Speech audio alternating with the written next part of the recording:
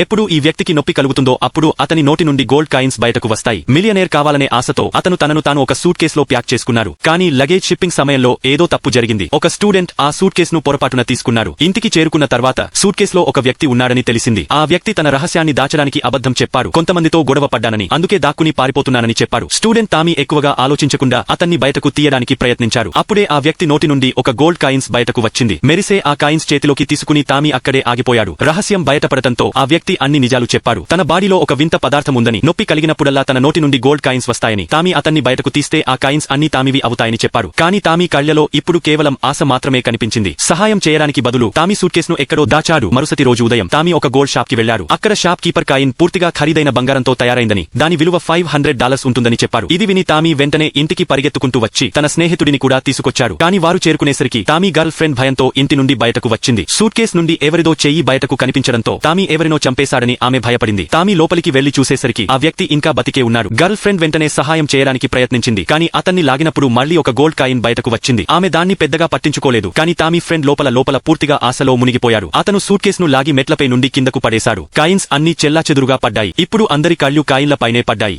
అందరూ కలిసి ఆ వ్యక్తిని రకరకాలుగా ఇబ్బంది పెట్టడం మొదలు పెట్టారు. ఇంకా కాయిన్స్ రావాలని మొదట రెంట్ చెల్లించారు. తర్వాత లైఫ్ స్టైల్ కూడా మార్చుకున్నారు. లాగం చూసి అందరూ హద్దులు దాటడం ప్రారంభించారు. ఇప్పుడు ఎలక్ట్రిక్ షాక్లు కూడా ఇవ్వడం మొదలు పెట్టారు. ఆ వ్యక్తి పరిస్థితి దారుణంగా తయారైంది. కానీ అతను ఎప్పుడూ దయ కోసం అడగలేదు. ఒక రోజు తామికి అకస్మాత్తుగా అపరాధ భావన కలిగింది. ఇక చాలని అతన్ని విడిచిపెట్టాలని అన్నాడు. కానీ అతని ఫ్రెండ్ గర్ల్ ఫ్రెండ్ ఒప్పుకోలేదు. అప్పుడు స్నేహితుడు చివరిసారి షాక్ ఇవ్వడానికి బటన్ నొక్కాడు. దీన్ని చూసి తామి కోపంతో ఊగిపోయి పోలీసులకు ఫోన్ చేయడానికి ప్రయత్నించారు. కానీ గర్ల్ ఫ్రెండ్ అతని ఫోన్ను లాగి సుత్తితో పగలగొట్టింది. తామి వ్యతిరేకించడంతో స్నేహితుడు సుత్తితో తామిపై దాడి చేశారు. తామి బ్లడ్ తో తడిసి మెట్ల నుండి కింద పడిపోయారు. ఇప్పుడు ఫ్రెండ్ గర్ల్ ఫ్రెండ్ వాళ్ళిద్దరూ ఏం చేశామో అర్థమైంది. వారు డబ్బు తీసుకుని పారిపోవడానికి సిద్ధమయ్యారు. కానీ అప్పుడే వారి దృష్టి నేలపై ఉన్న ఆ వ్యక్తిపై పడింది.